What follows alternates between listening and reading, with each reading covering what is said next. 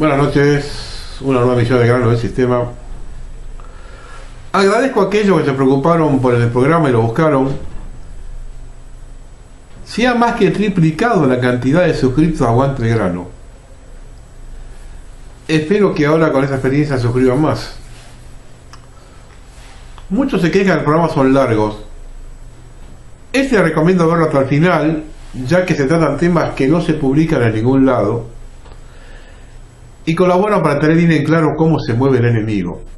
Además, no puedo hacer más breve porque con la que se viene en Argentina y en el mundo y en Latinoamérica hay muchos temas para tratar, y un tema que dejamos hoy posiblemente la semana que viene no se lo pueda tratar. Al final de este programa es un premio a los que llegan hasta ahí. Todos se juntan para la tapadera. En la madrugada del viernes 27 de septiembre explotó una fábrica de agrotóxicos en la localidad bonaerense de Mercedes, 110-114 kilómetros de Buenos Aires. Nadie del gobierno nacional o provincial se acercó a la zona del desastre. Provocó la muerte de una persona y una debacle ambiental que pone en riesgo la salud de los habitantes del lugar. Recién el día 30, 3 días después, la señal de cable de Argentinismo satelital publicó un video de la explosión. Y el día 4 de octubre, algunos sitios digitales comentaron la noticia. Nadie en la televisión abierta o los principales canales informativos de cable habló del tema, lo que nos hace abrir varias conjeturas. Es mayúsculo el accidente y nadie quiere alertar a la población. Se está cubriendo a Macri y Vidal en plena campaña electoral, o los dueños de la empresa propietaria de la planta, Sigma Agro, tienen suficiente poder para tapar el incidente. Ni los medios pseudo opositores a los candidatos hablaron de esto, y ninguno de los candidatos tampoco lo escuché hablar. Y hay mucha preocupación, ahí estamos viendo algunas imágenes, hay mucha preocupación entre los vecinos por la toxicidad. Ahí, bueno, estás viendo vos lo que ocurrió. Dicen que allí el tema es muy grave. Vamos a tener la posibilidad de hablar con un vecino que se llama Jorge, que seguramente ya nos está escuchando. Jorge, ¿cómo te va? Buen día, soy Pablo Sigliuti. Estamos en vivo para todo el país por Argentinísima Satelital. ¿Cómo te va? Jorge, ¿me escuchás? No me escucha. Bueno, vamos a probar de llamar otra vez porque parece que se cortó la comunicación. Bueno, lo que vos estás viendo allí tiene que ver con este incendio que se dio a conocer, o que se dio allí, mejor dicho, en Mercedes. Es una planta de agroquímicos. Es realmente impresionante el fuego, Es realmente...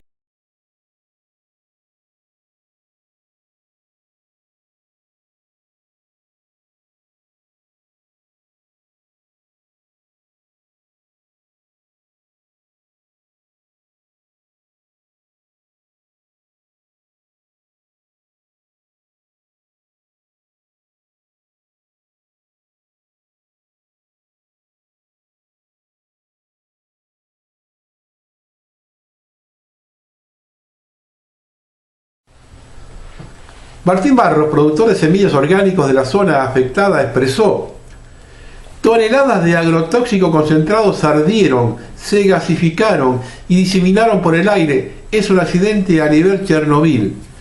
El productor relató que en la madrugada de ese viernes, en un hecho absolutamente tapado por los medios de comunicación, alrededor de las 4:30 de la madrugada, temblaron las paredes y piso de mi casa. Apenas amaneció se podía ver la estela inmensa de humo negro y un olor muy intenso a agrotóxico. La mayor preocupación gira en torno a la contaminación que podrían sufrir las napas de agua. No sabemos ni cuándo ni cómo se afectarán, pero va a tener repercusiones graves en la comunidad, fauna silvestre, vegetación, etc. La fábrica está ubicada en la ruta 42 a 5 kilómetros del casco urbano de Mercedes.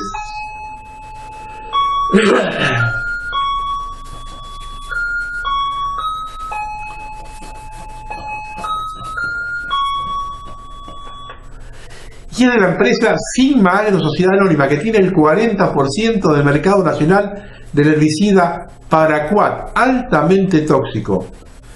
La seguridad y habilitación del tipo de compañía corresponde al gobierno provincial, que hasta el momento no se pronunció. Curioso, ¿no? Esto es más grave lo que pasó en Ezeiza y silencio de radio. Una demostración más que todos trabajan para lo mismo. El mismo silencio de radio con el uso de la reserva del Fondo Monetario, que no emitió ningún documento autorizando, aunque todos los medios lo dan por sentado. Si alguien tiene autorización del fondo, me la pasa, por favor. La trampa del sistema es llevarnos a un callejón sin salida. Nos proponen como una salida el calamitoso estado actual de la Argentina, el retorno a los 70. No nos dejemos engañar. Los 70 tuvieron dos patas, la liberal y la marxista, y los dos están representados hoy y son las alternativas que propone el sistema para nuestro futuro inmediato. Veamos. La pata liberal la propone Macri, recordando el ataque terrorista al cuartel de Formosa en octubre del 75, y la pata marxista Alberto Fernández, llorando en la Facultad de Derecho ante la memoria de Esteban Ricci. Ninguno habla de la verdad histórica y sigue fogoneando la división de los argentinos. Respecto al ataque terrorista a Formosa, no voy a hacer ninguna reseña. Hice un programa de historia al respecto, el número 7, y fue el que menos audiencia tuvo, por lo que sobran los comentarios. Debido a reuniones que tengo permanentemente con personas que han sido protagonistas de los hechos de esa década decisiva de la Argentina, cada vez tengo más precisiones que el ataque frontal sobre nuestro país comenzó hace más de 100 años. Los militares argentinos han sido educados desde el comienzo mismo de su carrera por liberales, y esto no ha cambiado hasta ahora. De hecho, Videla comenzó sus estudios en el Colegio Militar en 1942 y egresó como subteniente en 1944 y ascendió a capitán en 1952. Nadie cambió en la historia este tipo de adoctrinamiento. En esa formación liberal el comunismo el comunista es el enemigo público número 1, declarado. Jamás les han expresado que el comunismo es producto del liberalismo. Además, toda su carrera la hicieron bajo un código de justicia militar que tenía como pilar fundamental la obediencia vertical de mando. Perón, entre 1932 y 1938, fue profesor de historia militar en la Escuela Superior de Guerra. ¿Cuántos militares golpistas fueron sus alumnos? ¿Qué historia enseñó? Entonces, sin querer justificar nada, porque la tortura o la desaparición no admite explicación, pero si la formación es única e inalterable en el tiempo, los círculos de contacto se remiten a los propios dentro de la fuerza, su lugar de residencia es el mismo de los sectores más reaccionarios de la población. Jamás conocí un militar que no viviese en la zona norte de la ciudad de Buenos Aires. Entramos en una lógica que asusta. De hecho, su vida transcurre entre el cuartel con sus camaradas y su barrio con mayoría liberal. Este lugar de residencia actúa como una especie de gueto de protección. Hoy observamos a los sectores macristas manifestarse con odio racial y clasista. Lo hemos visto hace pocos días en Barranca de Belgrano. Y no creo equivocarme. Cualquier votante del núcleo duro e incondicional de Macri es un Videla en potencia. ¿Es casual entonces que se sostenga en el tiempo ese adoctrinamiento a los integrantes de las Fuerzas Armadas? Por supuesto que no. Es el resultado de un plan sabiamente diseñado y minuciosamente llevado a cabo. Por supuesto que los que hoy llegan a la velocidad de las cartas de Pike o los protocolos dirán que esto es un disparate. Y de otro lado, Alberto Fernández se conmueve ante el recuerdo de Esteban Ricci. Para que no los tome por sorpresa a los más jóvenes y los desmemoriados, voy a decirles quién era este hombre. Este señor era ministro del Interior en 1973, cuando se abren los cárceles para liberar a los terroristas presos. Pero veamos cómo lo explicaba un reportaje en la revista Somos en 1984. Escuchen bien, Pregunta. Se lo acusa de ser el principal responsable de la suelta de presos del 25 de mayo del 73 y el principal impulsor de la amnistía para los subversivos que estaban en la cárcel.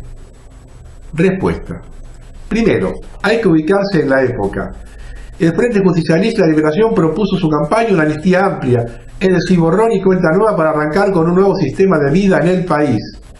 Olvidando el pasado, esa oferta electoral la votó la mayoría abrumadora del pueblo argentino. Un momentito, yo lo viví eso.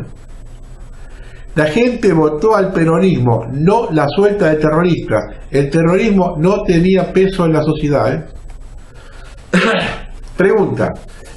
Pero habría sido ingenuo suponer que los jefes guerrilleros iban a dejar las armas, iban a cambiar su proyecto de tomar por la fuerza el poder político por el solo hecho de que se había instalado un gobierno peronista. Respuesta. Esto lo sabíamos y preveíamos que si los guerrilleros eran contumaces en el uso de la violencia, el Estado tendría que intervenir, tendría que reprimir. Pero nosotros tratamos de usar las armas del Estado de Derecho y nos íbamos a dar un tiempo para persuadir a los violentos, para encapsular el problema, para aislar socialmente a los violentos y a los que no aceptaron la oferta democrática. Esta ingenuidad no la compra nadie. Los que quedaron en libertad ya habían demostrado lo que estaban dispuestos a hacer. Pregunta. ¿Usted dio la orden la noche del 25 de mayo para que soltaran a los presos? Respuesta. La tesis del gobierno era que debía haber una amnistía aprobada por el Parlamento y eso fue lo buscado. Lo que pasó es que para la izquierda era atractivo la idea de presentar al gobierno como obligado a dictar amnistía. Es decir, que en lugar de cumplir con una promesa electoral, el gobierno cedía ante la presión popular por arrancar una ley de amnistía. Esto explica las concentraciones y las presiones sobre las cárceles de todo el país, incluyendo Villa Devoto. Es muy difícil explicar la complicidad. Pregunta. Los presos comenzaron a salir ante un indulto presidencial y no ante una ley de amnistía. Respuesta. Fue un camino seguido para evitar una masacre. La tesis fundamental previsto por el gobierno era la amnistía y el indulto figuraba como alternativa ante una emergencia, es decir, una alternativa prevista pero no deseada. Pregunta, ¿por qué? En estos momentos había un serio problema en las cárceles y no era sensato arriesgarnos a una matanza por el solo hecho de mantener el cauce previsto. Que los presos salieran 3 días después por una amnistía que sabíamos sería aprobada por unanimidad. Lo que hicimos fue ante una emergencia social anticiparnos a la decisión por medio de un indulto. A ver, a detenidos que hacían 1 año o 2 que estaban en la cárcel, ¿no lo podían retener 3 días? No cierra. Pregunta. Pero ese mismo día, desde la mañana, se sabía que las columnas más radicalizadas de la izquierda marcharían hacia Devoto y usted como ministro no debía ignorarlo. Respuesta. Le repito, ante la emergencia se optó por el indulto, que era el mal menor. Había cosas que no se podían prever porque nosotros habíamos tomado el gobierno ese mismo día. Pregunta. Pasando a otro tema, a usted se lo acusa de ser uno de los mayores responsables de la tragedia de Ezeiza el 20 de junio de 1973, por no mandar custodia policial al acto preparado para recibir a Perón. Respuesta. Mire, las cosas fueron al revés de lo que se comenta. La verdad es que yo pensaba que ese acto debía ser custodiado por la Policía Federal. Le di las instrucciones correspondientes al general Heraclio Ferrazona, jefe de la Federal, algo le comuniqué al gabinete, pero había otro sector que pensaba que la seguridad del acto debía correr por cuenta del propio movimiento, excluyendo a la policía. ¿Quiénes concretamente? Respuesta. López Rega, que era ministro del Bienestar Social, y el general Jorge Osinde, que presidía la Comisión Pro Retorno y en ese carácter había monopolizado para sí la cuestión de seguridad. Pregunta. Pero López Rega no estaba en ese momento en el país. Respuesta, correcto. López Rega estaba en Madrid, tenía un gran poder y él daba órdenes a Osinde. Así fueron las cosas. Yo voy a seguir, porque me está llamando su salame que sabe que estoy grabando a esta hora. Llamó recién por el celular. Sabe que estoy grabando a esta hora y está jodiendo con el teléfono. Voy a seguir hasta que termine.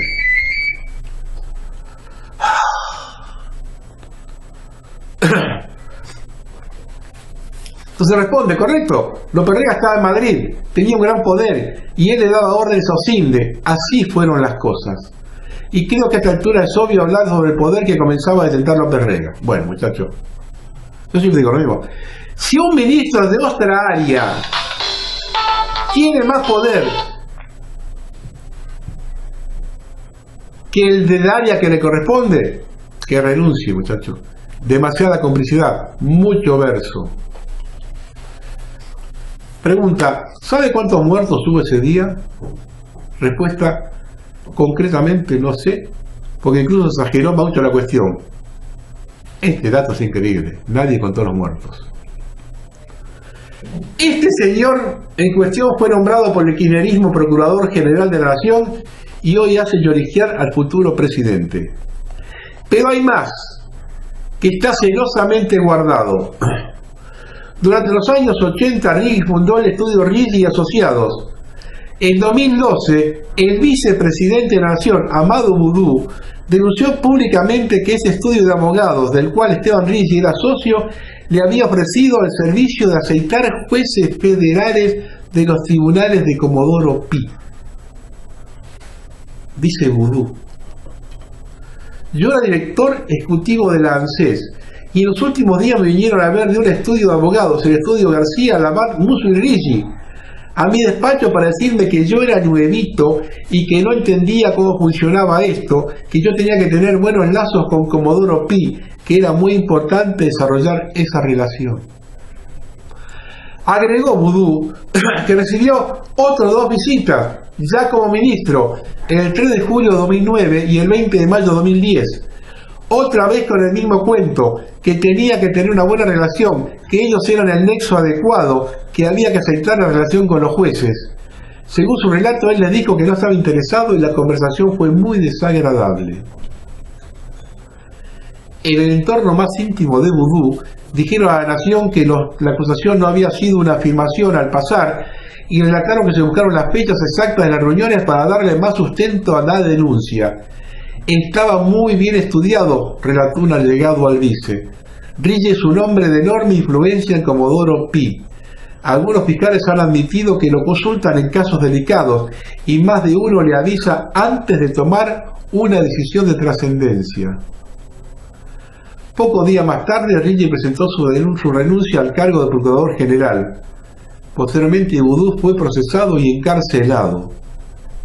¿Tendrán ambos hechos relación entre sí?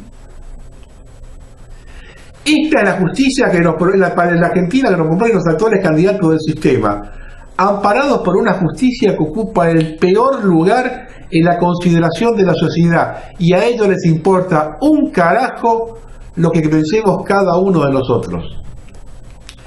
Ellos siguen su derrotero, que nosotros que avalar la corrupción del gobierno de turno, para luego jubilarse con haberes que superan los 300.000 pesos, como lo hizo, por ejemplo, en su momento la corte menemista, Ollarvide durante el kirchnerismo y ahora Ficás Molde y el juez Bonadío.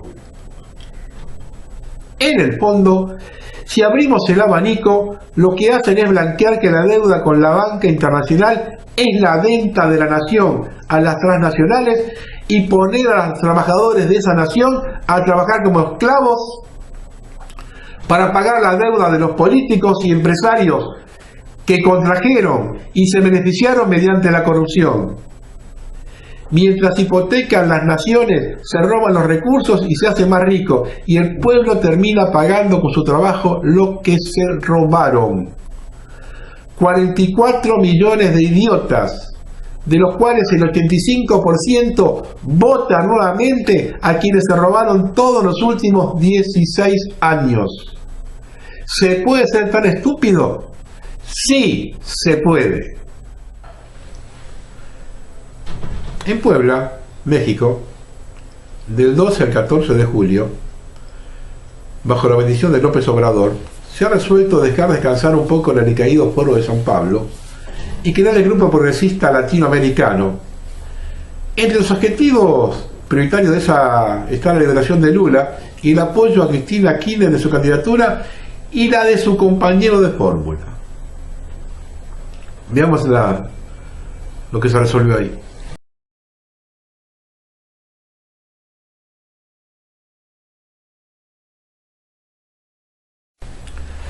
Pero a su vez, se reunieron en Caracas a fines de julio del presente año los integrantes del Foro de San Pablo.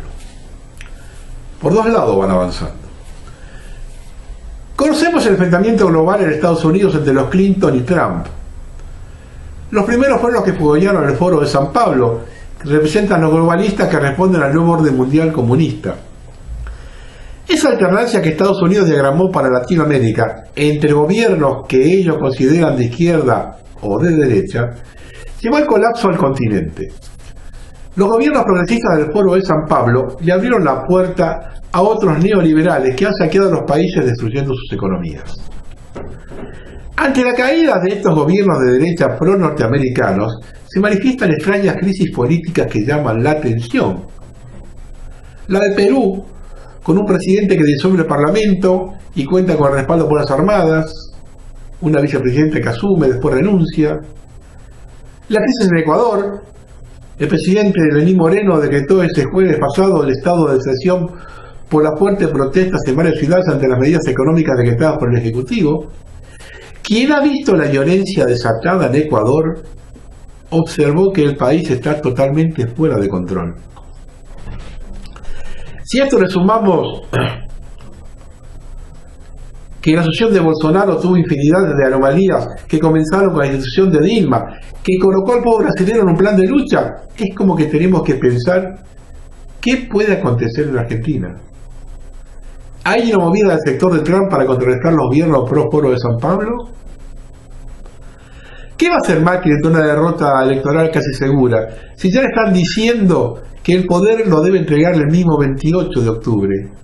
Y se están ocultando firmas para que los integrantes del gobierno no puedan abandonar el país sin que sean juzgados. Alberto comienza a cometer errores que lo dejan al descubierto. Si él no gobierna, ¿para qué se mete en el conflicto de los pilotos y quedar pedaleando en el aire? Lo mismo hizo cuando pidió a las organizaciones sociales que abandonen a la calle. De esta forma queda expuesto que no maneja las bases. Además, en la reunión con los empresarios le pusieron los puntos sobre las IES. ¿Son estos los empresarios con problemas o se equivocó de cámara? Estos que visitó son los que sobrevivieron a todas las crisis, los que pasaron de fabricantes a importadores sin ponerse colorados, dejando el tendal de desocupados, son los que vivieron de las políticas del Estado durante décadas. Esto nos lleva a pensar que tenemos un candidato que está armando las valijas y apurado, que no sabe cómo sale de esto que armó, y otro que no sabemos si está preparado para este momento, o si es un ariete de un plan internacional del poder global para instalar el comunismo en Argentina. Es fundamental conocer si los protagonistas de la antesala de la mayor tragedia sobre nuestro país son conscientes de lo que se avecina. Yo personalmente no confío en ninguno de ellos, ni en nadie que alterne estas esferas, pues tienen mucha más información con la que contamos nosotros y no pueden ignorar hacia dónde nos están llevando. Mientras tanto colocan a la población al límite, generando graves problemas de salud. ¿Cuál es el derecho que les asiste para generar que la gente tenga los pelos de punta?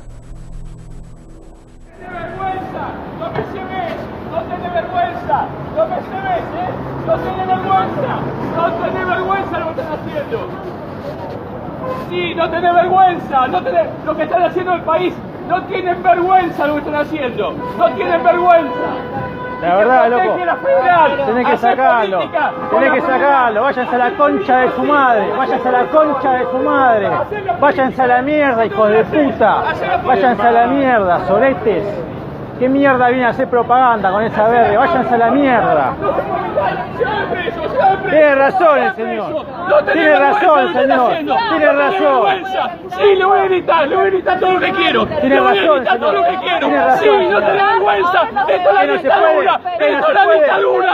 Esto es la dictadura, papá. No se puede. La dictadura. No se puede. ¡Alejate! ¡Alejate! ¡Alejate! ¡Alejate! Esto es la dictadura. ¡Alejate! ¡Están provocando a sus hijos de puta! ¡Sí! ¡Se vayan a la concha de su madre! ¡Se vayan a la concha de su madre! ¡Sí! ¡Se vayan a la concha de su madre! ¡Atorrantes! Pero no puede gritar. La policía está mal que no puede gritar. Yo no dije que quiso pegar. El sistema está operando para quedarse con América Latina. El único derecho que tienen es el que le otorga a la gente con su paciencia, displicencia y desidia. Y no hay otra razón. Cada día que pasa se acerca más la culpa a nosotros. Argentina es el país de no me importa. En cualquier país sería una noticia bomba, pero en el Reino Unido, en el reino del revés, en la Argentina del no me acuerdo, ni siquiera trascendió en los grandes medios. No obstante la enorme importancia que tiene para un país tener su banco central quebrado, con un patrimonio neto negativo, como el que viene mostrando de hace 4 semanas el Banco Central. Pero igual que en el 2001 se trata de engañar al ciudadano y al ahorrista con una información asimétrica, con la que ganan los banqueros, financistas, especuladores y taúres, y lo que siempre pierden es la gente común. El último balance semanal del Banco Central reporta el hecho escandaloso que su patrimonio neto figura negativo en 373.558 millones de pesos, equivalente a 6.562 millones de dólares. Veamos la circular.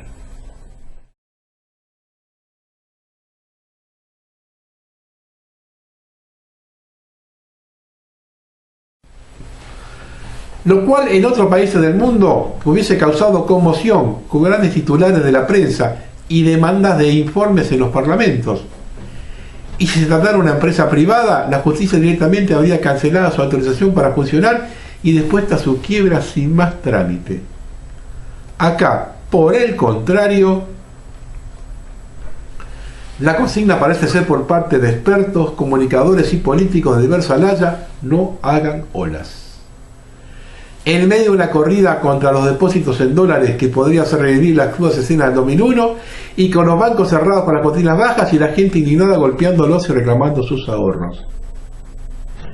Conforme se puede apreciar en el siguiente gráfico, en la columna azul y rojo, la bancarrota del Banco Central se produjo después de las PASO.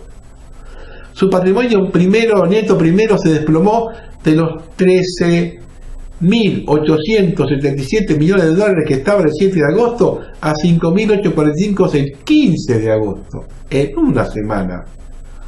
Para luego seguir en imparable caída, bajando a 613 millones el 23 de agosto. A menos negativo 2.213 el 31 de agosto.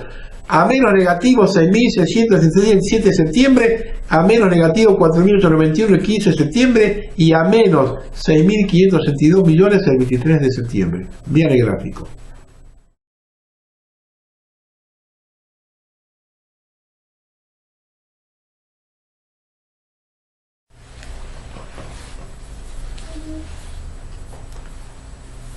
Macri, en una medida inesperada, el gobierno nacional, a través de un DNU, reduce las indemnizaciones por invalidez resultante de accidentes de trabajo. Hasta hoy el índice que se tomaba en cuenta para actualizar la indemnización hasta el momento del cobro era de la tasa activa, cartera general más nominal anual vencida a 30 días del Banco de la Nación. Un índice mayor. Por ejemplo, el RITPE de todo el 2018 fue del 27,7 contra un 40,63 de la tasa activa del Nación. Otro punto polémico que está en el medio, en esta medida, tendría vigencia retroactivamente, ya que el artículo 3 establece que se aplicarán en todos los casos independientemente de la fecha de la primera manifestación invalidante. Esto únicamente en la Argentina, Esto únicamente en Argentina. Hacerlo retroactivo únicamente en Argentina. Llama la atención que un presidente que se retira en poco tiempo tome esta medida que no afecta a su gobierno. Pero cuando observamos que el DNU se firma 4 días después del accidente en el aeropuerto de Ezeiza, donde hubo un muerto y 3 heridos, 3 de ellos graves, se nos paran las antenas. Más aún cuando nos enteramos que la empresa responsable perteneció al amigo del alma, Nicky Caputo, y que su transferencia hace un año está seriamente cuestionada y floja de papeles. Ya esto ya bate todos los récords en todo el mundo.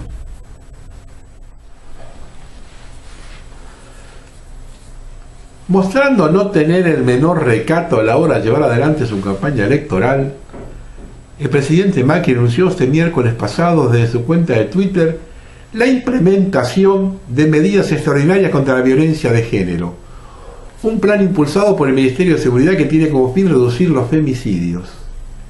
Según la publicación de Macri, la medida incluye 5 cambios fundamentales: investigación automática ante la primera denuncia, cualquiera podrá renunciar más allá de la víctima, centralización de la información entre los diversos organismos, acciones ante la primera alerta, la disponibilidad de una policía especializada. En las redes sociales se generalizó la tendencia de que la disposición lanzada por el Ejecutivo solo tiene fines electorales. Ya no engañás a nadie, menos subiéndote desvergonzadamente al sufrimiento y dolor ajeno.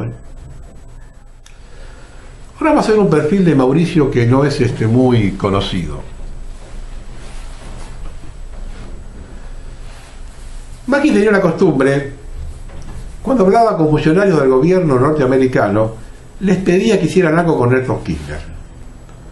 Hablando en criollo, que le pararan el carro.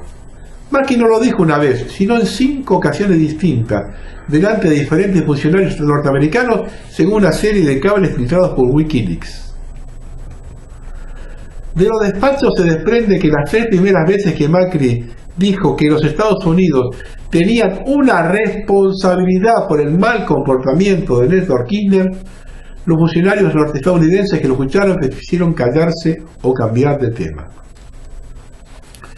Pero la 4ª vez que lo dijo, la embajadora Vilma Socorro Martínez le contestó sin medias tintas. Martínez le dijo a Macri que el gobierno de Estados Unidos no tenía ninguna intención de pelearse con el gobierno argentino y que no tenía por qué hacer el trabajo que le corresponde a los políticos de oposición. Cuando Macri volvió a insistir por 5ª vez en que debía endurecer su postura ante el gobierno, la diplomática contestó que la embajada haría todo lo contrario. La serie comienza con un cable del 27 de junio de 2008 relatando una reunión entre Macri y el gobernador de Carolina del Sur, Mark Sanford, que había tenido lugar el día 12 de ese mes con la presencia del entonces embajador, Earl Anthony Weiner, y un grupo de asesores del jefe de gobierno. En esa ocasión, Macri remarcó que Néstor Kirchner estaba completamente loco. Macri no fue tímido al expresar su desprecio por la pareja presidencial, especialmente por el presidente Néstor Kirchner. Néstor Kirchner está completamente loco, dijo el jefe de gobierno.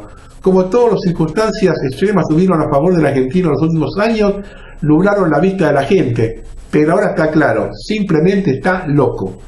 Citando al presidente Bush, al primer ministro Zapatero, al canciller Schroeder y una multitud de otros líderes internacionales que habrían experimentado personalmente la descortesía del expresidente argentino.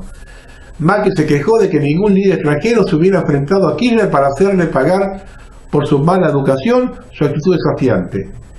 Esto animó a Kirchner a creer que su actual actitud confrontativa no tenía costos políticos. Ahora estamos pagando el precio en Argentina, dijo Macri, con la falta de acceso del país a los mercados internacionales de capitales. Haciendo gala de una humildad que desnudó su falta total y absoluta de patriotismo, Macri le dijo al gobernador Stanford que en Argentina no tenía nada que enseñarle a los Estados Unidos. Tomando notas de los desafíos que aún enfrenta el Estado, el gobernador Sanford le consultó a Macri si tenía algún consejo para ayudarlo a avanzar con reformas. Macri contestó que los Estados Unidos no tienen nada que aprender de la Argentina. Nosotros tenemos que aprender de ustedes. El 6 de agosto de 2008, Macri volvió a quejarse por la supuesta permisidad de los Estados Unidos ante los presuntos desplantes de Néstor Kirchner. Esta vez lo hizo ante el funcionario del Comité de Relaciones Exteriores del Congreso Norteamericano, Carl Mearsheimer, en un encuentro en el que también estuvo presente el encargado de negocios en la embajada Tom Kelly. La reunión quedó registrada en un cable del 14 de agosto de 2008 firmado por Kelly. Refiriéndose al rampante antiamericanismo de la Argentina, Macri dijo que es alentado por una presidencia que no tiene límites en su crítica con Estados Unidos. A esto le suma, según él, el hecho de que la participación de Estados Unidos en la Argentina ha sido demasiado pasiva y poco dispuestas a desafiar directamente las provocaciones de los Kirchner. La tercera vez que Macri se quejó de que Estados Unidos no hacía nada con Néstor Kirchner fue en su reunión con el entonces secretario de Estado para América Latina, Tam Shannon. La reunión, cuya fecha se desconoce, es mencionada por la nueva embajadora Vilma Socorro Martínez en un cable del 12 de noviembre de 2009. Ese despacho se refiere a un encuentro previo entre Macri y la embajadora 8 días antes. En esa ocasión, Macri pidió otra vez que los Estados Unidos se hicieran cargo de su responsabilidad de escarmentar a Néstor Kirchner. Macri repitió la conversación anterior con el entonces secretario adjunto para el hemisferio occidental, Shannon, sobre la necesidad de fijar límites a la mala conducta de los Kirchner y la supuesta suavidad con que el gobierno de Estados Unidos trata a los Kirchner. Sostuvo que el silencio del gobierno de Norteamérica sobre el abuso y los maltratos de suspiro a la mano de los Kirchner los había animado a hacer más de lo mismo. Macri se quejó de que los Estados Unidos ignoraban a la Argentina por la conducta de los Kirchner, pero la embajadora le contestó que estaba equivocado. Macri dijo que los Kirchner habían logrado alienar a Washington hasta el punto que Washington no le importaba lo que la Argentina. La embajadora intentó desalentar esa idea de Macri, argumentando que Washington sigue plenamente comprometida a profundizar y fortalecer las relaciones con la Argentina. Señaló que Washington estaba muy consciente de la posición de la Argentina en el mundo como una potencia agrícola y de la cooperación argentina actual y potencial. En su comentario final, la embajadora no ocultó el desagrado que le había causado el hoy presidente argentino. Dijo que él se quejaba de Kirchner, pero que Macri, siendo más ingenuo, era igual de rudo y arrogante. La reunión fue otro recordatorio de la franqueza y la visión muñequera del mundo que tiene Macri y su incomodidad con las sutilezas de la comunicación interpersonal. Cortó la reunión abruptamente después de aproximadamente 20 minutos. Estos son todas cualidades que comparte con Néstor Kirchner, su gran rival político. La insistencia de Macri para que el gobierno de Estados Unidos reprochara públicamente a los Kirchner y sus varias transgresiones sugiere un deseo poco realista de que Washington haga el trabajo de la oposición, dijo la embajadora. Más allá de las diferencias, el 28 de enero del 2010, Martínez agasajó a Macri y a un grupo de sus asesores en un almuerzo en la residencia de la embajadora. Un cable del 5 de febrero de ese año registró lo que conversó durante ese almuerzo, incluyendo una nueva presión de Macri para que los Estados Unidos se pusieran firme con los Kirchner. La embajadora volvió a decirle que no lo harían. El tono seco del despacho firmado por Martínez sugiere que el almuerzo no había mejorado su opinión del jefe de gobierno. Como lo ha hecho en el pasado, Macri presionó sobre el trato de que los Estados Unidos dispensan a los Kirchner, dando una crítica más abierta a las medidas que consideramos poco prudentes. La embajadora respondió que la embajada seguirá buscando una relación de trabajo positivo con el gobierno de la Argentina y así aumentaremos de una manera constructiva nuestras áreas de mutuo interés. Esto vas a acordar cuando Cavallo andaba por Europa y por Estados Unidos tirándose contra el gobierno de Alfonsín, que no le presten un mango, que no lo ayuden, que no dejen nada, que no dejen oficiar, y después cayó el gobierno de Alfonsín en medio de hiperinflación. Y veamos mucho más atrás, nos acordamos de Rivera Endarte, que era un antirrocista furibundo que todos los días se encontraba un muerto nuevo, publicaba su libro con los muertos de Rosa y los ingleses, el embajador inglés en Montevideo le pagaba por cada muerto, no sé cuántos chelines le pagaba. Y un día se fue a Londres a reclamarle al primer ministro inglés por qué no derrocaban a Rosas. Y el primer ministro inglés le dijo: nosotros le pagamos para que usted haga algo, el resto lo hacemos nosotros. Y lo sacó volando. De estos tipos así como Rivera Endarte, como Cavallo, como Macri, que se tiraron siempre contra la Argentina, acá sobran. Quiero que escuchen esto con atención. Un artículo que escribió Brandon Smith. Porque desnuda completamente, es alguien del palo de Trump. Es alguien del palo de Trump. Y lo desnuda completamente. Escuchen bien, porque para los momentos graves que se vienen en Latinoamérica, en Argentina y en el mundo, si acá sí no sabemos quién es quién realmente, nos pasan por arriba. Mira aquí este hombre, Brandon Smith. En el verano del 2016, durante la campaña electoral, examiné el fenómeno Trump y cómo se relaciona con la narrativa globalista. Llegué a la conclusión de que Trump sería presidente basándose en el hecho de que tener un conservador nacionalista y populista, supuestamente incondicional en la Casa Blanca, durante los próximos 4 años, sería un hecho muy beneficioso para las élites. En ese momento la Reserva Federal se estaba preparando para ajustar la liquidez, lo que inevitablemente conduciría a la volatilidad del mercado y un colapso en los fundamentos. Al final del primer mandato de Trump, a la vez o tal vez al comienzo de su segundo mandato, la crisis recesiva se volvería obvia para el público general. Se culparía a Trump y a todos los conservadores del desastre resultante de las élites bancarias diseñaron. Durante las elecciones no me quedó claro si Donald Trump era un títere de las élites. Podría haber sido simplemente un chivo expiatorio conveniente para el próximo accidente. Hoy es obvio que él es, de hecho, una oposición controlada. Como he señalado en numerosos artículos, las asociaciones de Trump con los globalistas se remontan a muchos años. La familia bancaria Rothschild lo salvó de deudas paralizantes en múltiples desarrollos inmobiliarios en Atlantic City durante la década del 90. El agente de Rothschild que manejó el rescate de Trump no fue otro que Wilbur Ross, el director gerente senior de Rothschild Nueva York. Ross ahora es el secretario de Comercio de Trump, lo que indica que su relación con Rothschild continúa hasta nuestros días. En 2016, Trump ofreció puestos en la Casa Blanca a una amplia gama de elitistas globales, algunos de ellos del CFR, un grupo de expertos cuyos objetivos declarados incluyen el borrado de las fronteras y el fin de la soberanía nacional. Estos miembros incluyen Elena Chao, secretaria de Transporte; Jimmy Dimon, miembro del Foro Estratégico de Políticas; Jim Donovan, secretario del Tesoro; Larry Fink, miembro del Foro Estratégico de Políticas; Neil Gorsuch, juez de la Corte Suprema; vicealmirante Robert Howard, asesor de seguridad nacional. Este rechazó el ofrecimiento. Trump luego trajo a las élites desde hace mucho tiempo con lazos con el establecimiento globalista y la Reserva Federal, como John Bolton, Mike Pompeo, Robert Lighthizer, Larry Kudlow y Steve Mnuchin.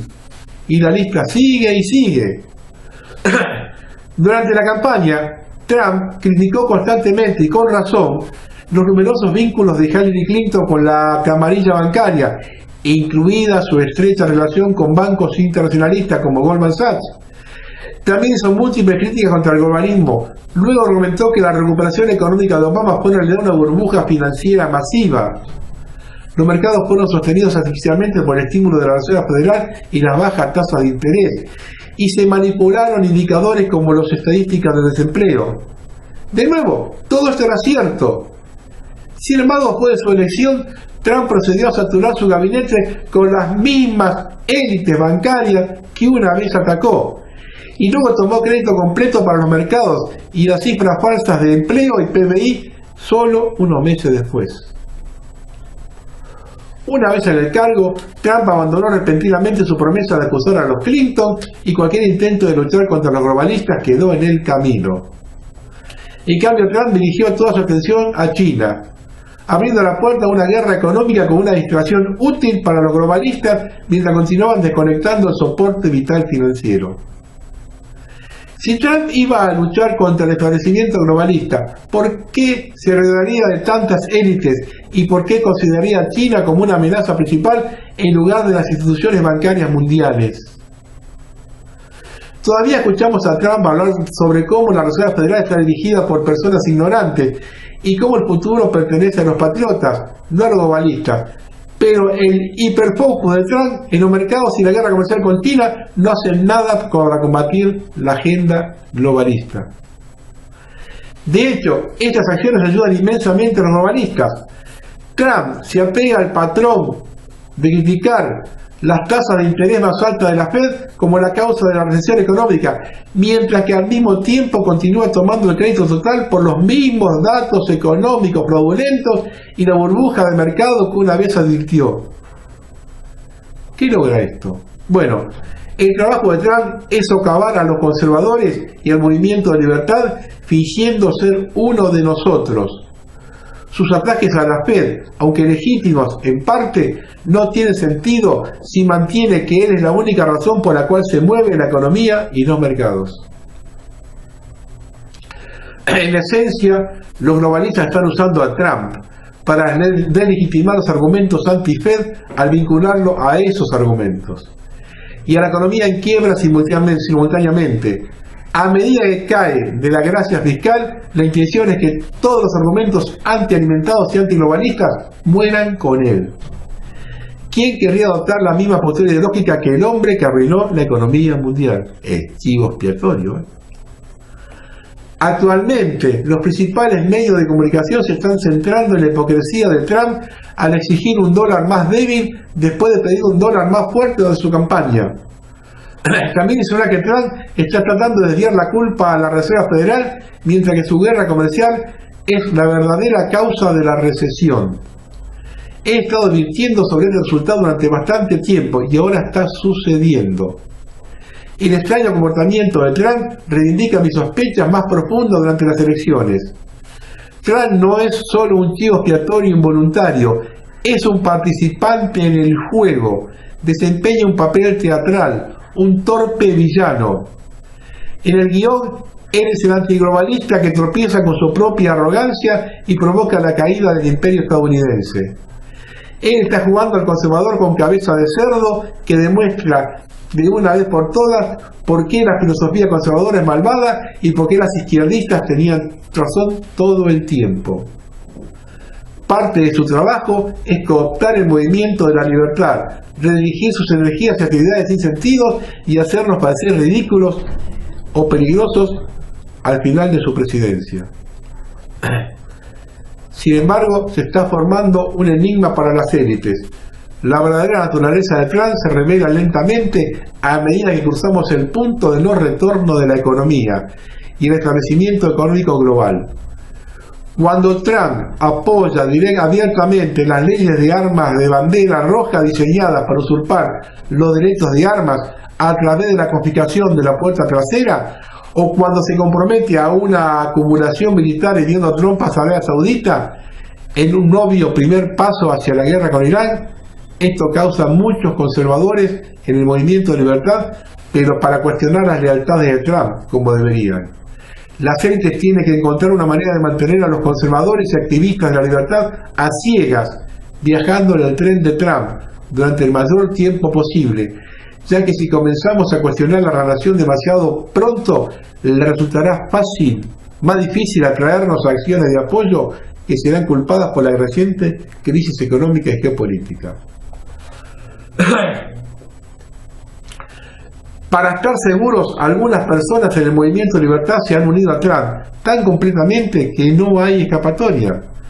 Ahora se verán tentados a duplicar la defensa de sus acciones y sus asociaciones, afirmando para siempre que Trump está jugando ajedrez 4D y que está manteniendo a sus enemigos cerca, sin importar cuán locas sean esas afirmaciones. Algunos incluso han argumentado que los conservadores deberían ir a la guerra si Trump es acusado. Esto es tonto. La mayoría de nosotros no estamos interesados en pelear una guerra civil por Trump. Si peleamos una guerra civil, ciertamente no será sobre un títere del establecimiento bancario. Algunos de esos activistas tienen buenas intenciones, pero están jugando directamente en manos de los globalistas. Otros están tan desesperados por mantener la relevancia que dirán cualquier cosa para llamar la atención. Es vital que los activistas de la libertad entiendan que la presidencia de Trump es un psicópata dirigido principalmente a ellos. Los acontecimientos recientes y la retórica de Trump se agonizan cuidadosamente para que parezca antiglobalista. Pero la naturaleza agresiva de esta propaganda era predecible. Las élites tienen que atraer a los conservadores al redil de alguna manera, por lo que están arrojando tantas migajas como pueden a la mesa de Trump, sin que él realmente logre nada a nuestro favor. El último escándalo ucraniano y la posible acusación de Trump es un ejemplo perfecto de psicología inversa globalista. Al igual que Russiagate, la investigación del juicio político probablemente no irá a ninguna parte y no está destinada a ir a ninguna parte. Las élites no tienen intención de destituir a Trump de su cargo y nunca lo hicieron.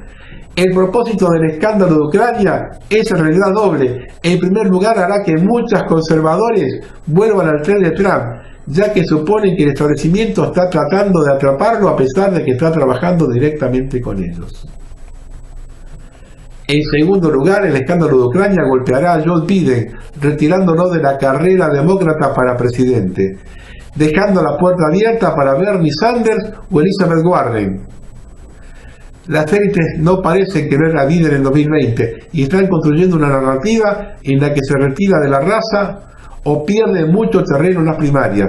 Sigo prediciendo, como lo hice en julio, que Elizabeth Warren será la candidata demócrata de 2020. Algunas personas se rieron cuando sugerí esto en julio. No veo a muchos días riéndose ahora cuando Warren llega a un empate virtual con Biden en las encuestas. Si esto se traducirá o no en un segundo término para Trump o el final de la línea es demasiado pronto para saberlo. Sin embargo, quisiera señalar que Warren fue la primera demócrata candidata en sugerir que se avecinaba un colapso económico. Y creo que esto está preparado el escenario para que se convierta en la candidata de "te lo dije" en 2020. Si esto es así, es probable que Trump pierda las elecciones. Acá un pequeño paréntesis. Hay una profecía que habla de que Estados Unidos, en el momento del colapso, va a tener una mujer presidente. Yo la leí hace años. Otra migaja lanzada a los conservadores es la repentina reapertura de la discusión de los correos electrónicos de Clinton. Esto llevará a algunos activistas de la libertad a suponer que tal vez, esta vez, Trump va a salir adelante con su afirmación de que se investigará y procesará a los Clinton. Digo esto, aunque creo que muchos que lo leen ya lo saben. Trump no va a tocar a los Clinton, pero fingirá que está investigando el asunto si ayuda a traer a los conservadores a la narrativa falsa. Pero eso es todo.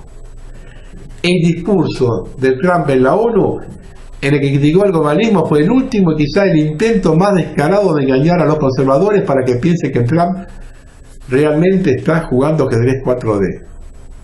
Más bien, Trump está desempeñando el papel que siempre ha desempeñado. Es el trabajo de Trump atacar a los globalistas y su trabajo es pretender atacarlo. Todo el tiempo, los objetivos reales del ataque son conservadores, activistas de la soberanía y defensores de la libertad. ¿Cuál es el propósito de esta fachada? ¿Este falso combate de lucha libre entre Trump y los élites? Conseguir que los conservadores inviertan en un falso paradigma, cooptar nuestro movimiento, nuestro impulso y finalmente encadenarnos a la reputación de Trump y luego ahogarnos cuando caiga. Mientras los activistas esperan a que Trump tome medidas contra los globalistas, se quedan inactivos logrando muy poco. Si bien los activistas pusieron todas sus esperanzas en Trump como una solución al problema globalista, no están preparados para las consecuencias cuando se revela que fue una completa pérdida del tiempo. Y como el maestro de las élites que usan a Trump como arma es que un hombre podría anular el activismo de millones. Fíjense cómo lo usaron a este tipo. Yo algunos amigos que lo defienden hace rato que les dije, no con esta cosa tan minuciosa, hace rato que me estoy diciendo, ojo con este tipo. Inclusive yo en un programa que hice hace como 3 o 4 años, cuando recién empezaba a ser candidato, dije quién era este hombre, que era un farsante. Yo paré para tocar ese tema, pues quería tener más información. Ahora creo que más o menos la tengo y lo tocó. Esto salió publicado en Sputnik. El multimillonario Jeffrey Epstein era un agente de la inteligencia israelí encargado del chantaje político de personas influyentes de Estados Unidos. Dijo en una entrevista a Ari Ben Menashe, de la Dirección de Inteligencia Militar de Israel, Amán: entre los años 1977 a 1987, Ben Menashe trabajó en la Amán como alto ejecutivo. Según sus palabras, Jeffrey y su pareja Ghislaine Maxwell trabajaron para la inteligencia israelí en la década del 80. Ben Menashe asegura que el padre de la mujer, el multimillonario británico propietario del grupo de medios Daily Mirror, Robert Maxwell, era un agente de inteligencia israelí y realizó misiones de especial importancia. A disposición de Maxwell había un grupo de agentes que también incluiría a Ben Menashe. Este grupo estuvo involucrado en particular en estafas con la venta de armas israelíes a Irán. Cuando Maxwell conoció a Epstein como su posible yerno, decidió invitarle al negocio familiar. En ese momento, Epstein ya tenía vínculos entre comerciantes en la sombra del mercado global de armas, pero no logró convertirse en un gran hombre de negocios. Por lo tanto, cambió su perfil y junto con Ghislaine comenzó a crear un sistema de chantaje político mediante la venta de esclavas sexuales. Sin embargo, el acceso al mercado legal de servicios sexuales no era posible sin la ayuda del crimen organizado. Por lo tanto, Epstein, con la presentación de la inteligencia israelí, entró en contacto con el multimillonario de Ohio, Leslie Wexner, quien tenía contacto con representantes del inframundo y agencias de la inteligencia de Estados Unidos e Israel. Wexner también financió la nueva empresa de Epstein y representó la red de trata de niños para servicios sexuales. El siguiente paso en esta dirección fue el robo del software Promise de la empresa Israel Company, que presenta servicios a firmas de abogados y departamentos de derecho corporativo, así como al Departamento de Justicia de Estados Unidos. La información obtenida de esta manera fue proporcionada por datos cerrados sobre la futura clientela, situación financiera, violación de la legislación fiscal, conflicto con la ley, etc. El software fue robado por el Mossad. A partir de este momento, la empresa de Epstein ganó toda su fuerza. Como señala Arif Ben Menashe, su información se destinaba a Tel Aviv al máximo nivel, incluidos los primeros ministros israelíes. Entre ellos se menciona a Ariel Sharon y a Ehud Barak. Uno solo puede adivinar cuántos pasos políticos se han tomado en Estados Unidos e interés de Israel gracias a los materiales fabricados por Epstein, concluye el portal ruso Fonts.sk. El propio Ben Menashe fue arrestado en noviembre de 1989 por intentar vender 3 aviones de transporte Hércules 130 a Irán. Pasó casi un año en la cárcel donde, como se afirma, se suicidó Epstein. En la actualidad, Ben Menashe vive en Canadá. Para terminar, yo les paso una foto y ustedes saquen sus conclusiones.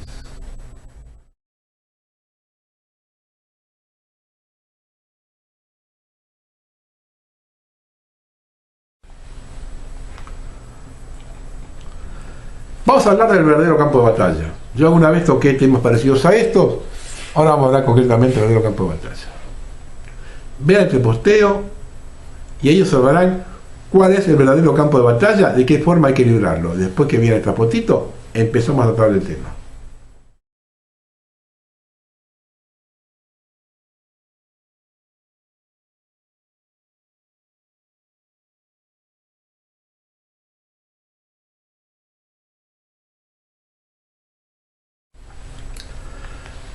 Hay una escena antigua detrás de este posteo que no es de fácil comprobación. A uno lo tomarán en serio, otros en joda, pero si buscan los nombres a qué organizaciones pertenecen y su historial, se van a quedar pensando.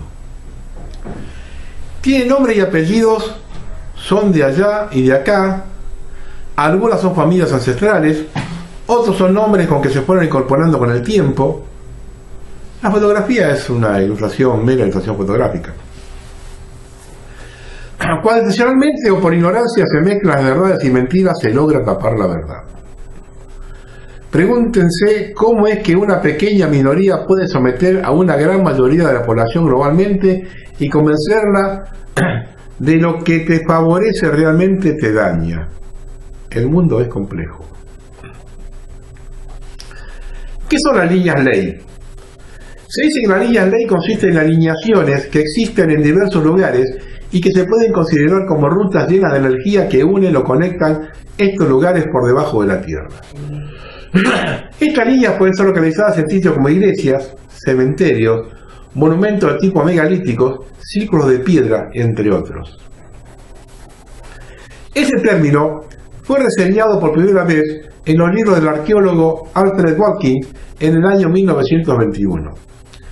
Él decidió utilizar esta frase debido a que los nombres de los sitios en los cuales se observa estas alineaciones en su mayoría terminaban en ley, Li o Light, que significaban tierra limpia. Además de ello, Watkins pensaba que estas líneas sirvieron en la antigüedad como vías para el comercio y realizar actividades paganas. Esta leyenda, así denominada por ciertos autores, empezó en Gran Bretaña con los druidas, que denominaban Wyvern a la energía perteneciente a la tierra y afirmaban que ésta tenía una forma de serpiente que se movía a lo largo del suelo, similar a una corriente telúrica.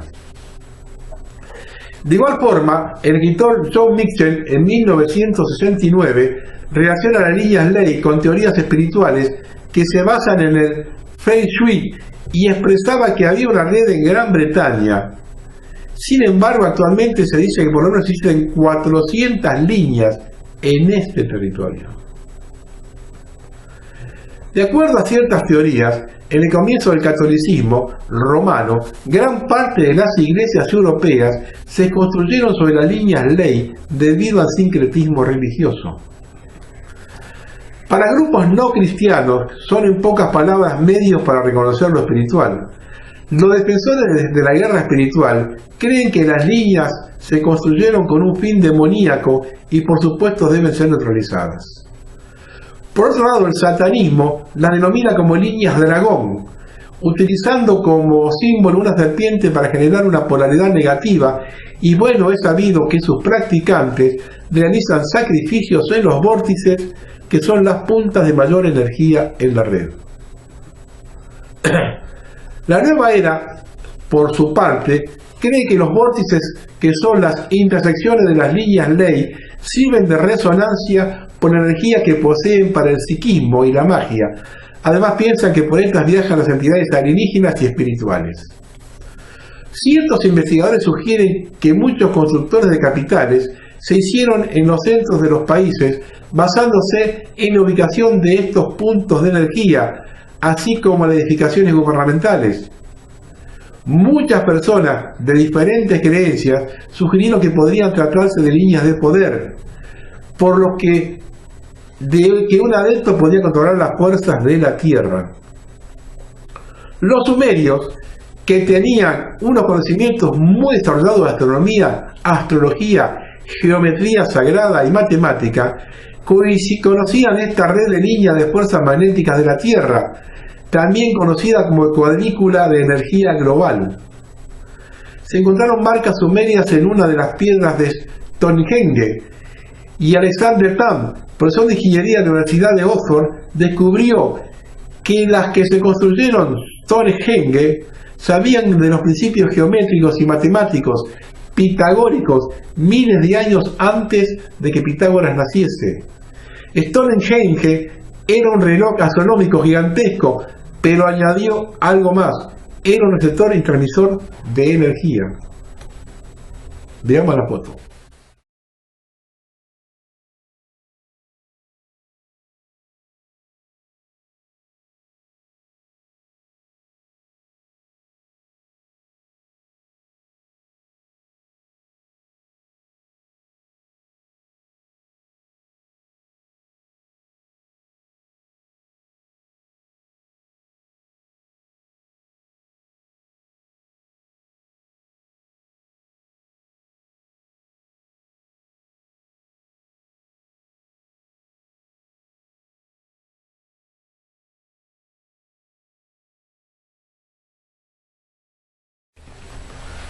La cuadrícula magnética de la Tierra consiste de líneas de energía magnética.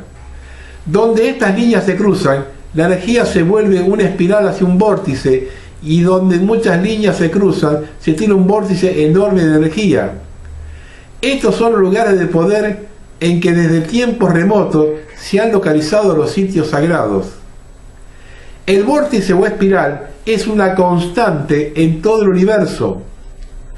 Nuestra galaxia es una espiral. El agua se mueve en espiral cuando se vacía por un agujero, y la molécula de ADN que lleva nuestro código genético es una espiral doble. Hay un punto sobre una de las cuadrículas de la Tierra llamado cuadrícula de Hartmann, donde 12 de estas líneas de fuerza se reúnen y bajan hacia el interior de la Tierra. Parece que está ubicado en Avebury, Inglaterra. Es el mismo lugar que los sumerios eligieron para construir sus círculos de piedra hace más de 5.000 años, así como también en otros sitios circundantes, tales como el gran túmulo de Silver Hill. Estos lugares forman parte de una especie de circuito en el núcleo de la cuadrícula de energía que afecta fundamentalmente la naturaleza del campo magnético de la Tierra. Avebury es un lugar increíblemente poderoso para una persona sensible a la energía. Es también el área donde se han aparecido la mayoría de los extraños círculos en los cultivos. En Gran Bretaña se han trazado miles de líneas ley. Las primeras leyendas conocidas de estas líneas de poder nos llegaron de la Gran Bretaña prehistórica. Algunos investigadores del fenómeno creen que las asociaciones esotéricas como la francmasonería, los templarios, los rosacruces y otros grupos poseen un gran conocimiento de tales líneas, por lo que construían sus edificaciones siguiendo estas líneas. Por esa razón, las principales capitales del mundo occidental, incluyendo las de América, se edificaron en vórtices de estas líneas. Se considera que hay un gran vórtice en cada continente, y el centro de cada vórtice se consideraba un lugar sagrado. Desde este centro sagrado el vórtice se expande de un modo circular y su radio se extiende por cientos de kilómetros. Cada vórtice es dinámico o lleno de energías sutiles.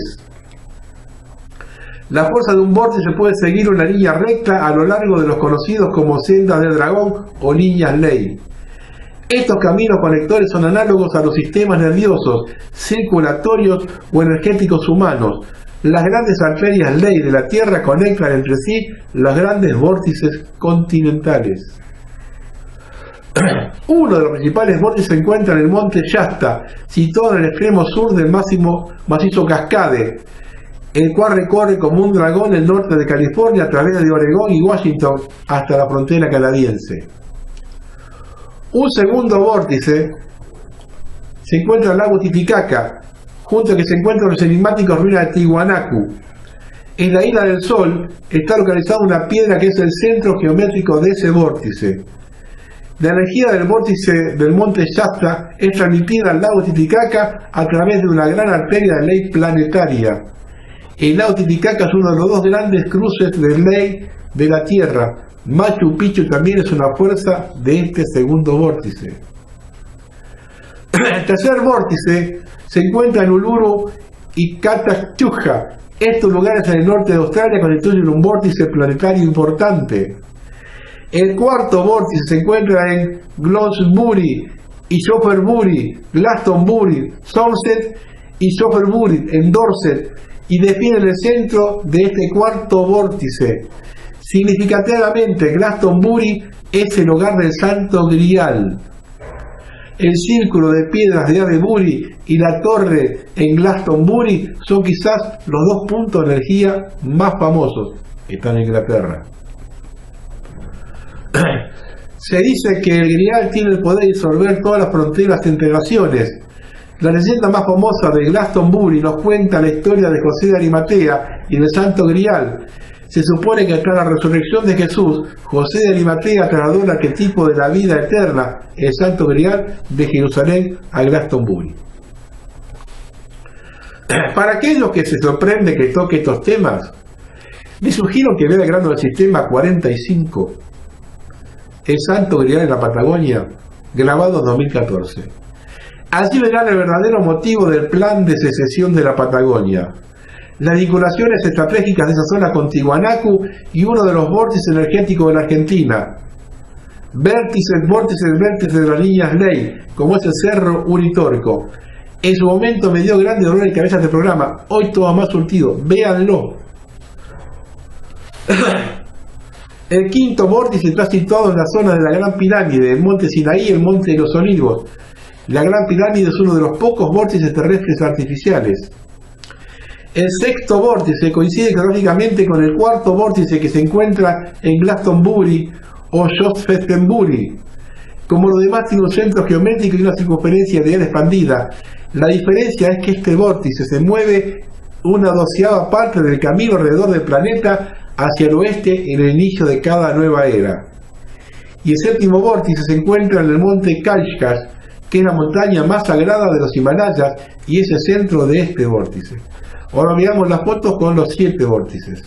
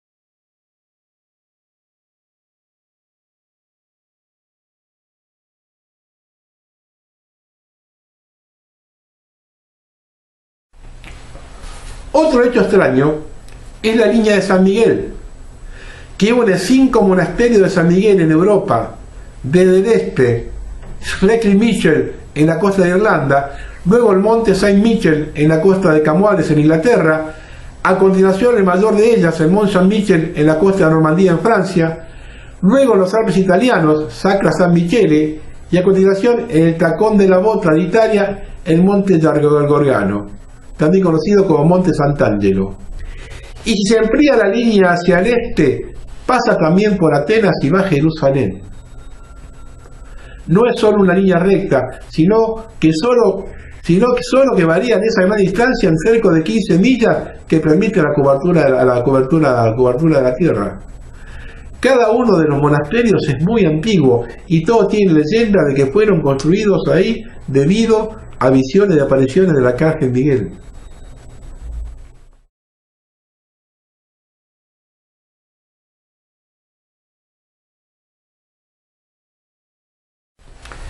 Y hay algunas iglesias de Francia en las colinas dedicadas a San Michel de Mercurio, lo que une San Miguel con el alado dios pagano Mercurio. ¿Casualidad o ritos paganos? Hay en su vez en Inglaterra un fenómeno relacionado, la Saint Michel Ley Line. Frank Jacob publicó sobre ello. La alineación de Saint Michel es sin duda la más importante e interesante de las muchas líneas imaginarias que atraviesan Bretaña. Es la línea recta entre Land End, en la extremidad sudeste de Inglaterra, y Houghton-on-Sea, en la costa de Norfolk. Su nombre deriva de los muchos sitios dedicados a San Miguel en el curso de 350 millas. Y su orientación es la dirección de la salida del sol el 8 de mayo, en que la liturgia latina celebra la aparición de San Miguel. Esta es la realidad, aunque no parezca una fantasía. Nuestro principal enemigo se mueve de esta forma, así le va y así nos va. Este es el campo de batalla, señores. El ingeniero Martí, en su búsqueda del santo grial de la Patagonia, nos abrió el camino. Nos queda trabajar el sentido en nuestras propias líneas ley.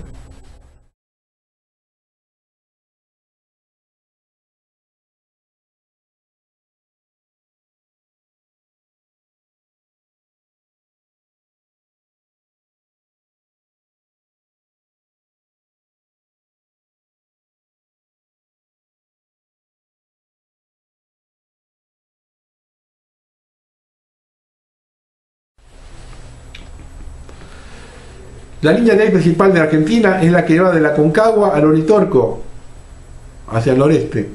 Esta línea evidentemente fue conocida por los jesuitas, pues alinearon las misiones de San Miguel, San Pedro y San Ignacio Mini sobre las mismas. Hoy, en un momento crucial de nuestro país, tenemos un papa jesuita y argentino que conoce de esto. ¿Podemos esperar algo de él o su misión es taparlo? Con estudios posteriores, mediante geometría sagrada incaica y la moderna trigonometría esférica, se han ido definiendo nuevos centros, en especial los de la cordillera de los Andes y su proyección hacia las islas del Atlántico Sur, en donde hasta ahora se han descubierto 12 de muy elevada vibración, a los cuales se los llama los 12 templos andinos. El lago Puelo sigue en importancia a los dos anteriores, y la zona de Cabiahue con extensión a la isla Macha en la República de Chile y el volcán Ojo del Salado, el límite de ambos países. Yo sé que hay gente capacitada en nuestro país para entrar en esta guerra, pero para ello se necesita la decisión política de hacerlo. No todo está perdido, ¿eh? Esto salió en sur54.com. Un grupo de vecinos de Tolwyn, en Tierra del Fuego, envió una nota al intendente de la localidad, Claudio Queno, solicitando que vete la ordenanza que prevé el izamiento de la bandera de orgullo gay LGBTQ. La nota dice: queremos manifestar nuestro desacuerdo con la ordenanza 876/19, aprobada en la última edición del Consejo Deliberante, que dispone del izamiento de la bandera de orgullo LGBTQ+, junto a la bandera nacional e instituciones públicas. Además expresan su más enérgico repudio a la decisión inconsulta de los ediles de nuestra ciudad, quienes decidieron de manera unilateral izar la bandera que solo enarbola la ideología de un sector de la población. Por último, consideran la intención de los ediles es adoctrinar en ideología de género. Que se decida que eso suceda 5 veces al año sin que media explicación alguna más que el deseo y la imposición de los ediles de adoctrinar en nombre de la reivindicación de los derechos humanos de unos en detrimento de otros, ya que también se manifiesta en dicha ordenanza la capacitación de funcionarios y agentes municipales en ideología de género. Ven que hay una Argentina que rechaza todo esto, y es mayoría. Lo que pasa es que está siendo muy presionada, muy estafada. Bueno, vamos a terminar. Este dibujo que va a pasar a continuación fue publicado en The Economist, donde se ve la bandera argentina pisoteada y pidiendo limosna. Es muy interesante ver el comportamiento de nuestro enemigo.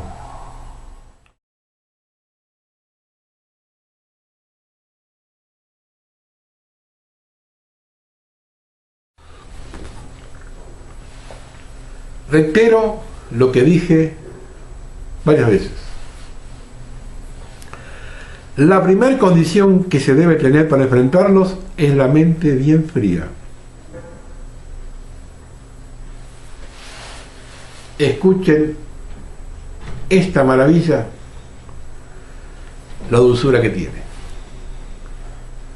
No nos van a vencer tan fácil. Buenas noches.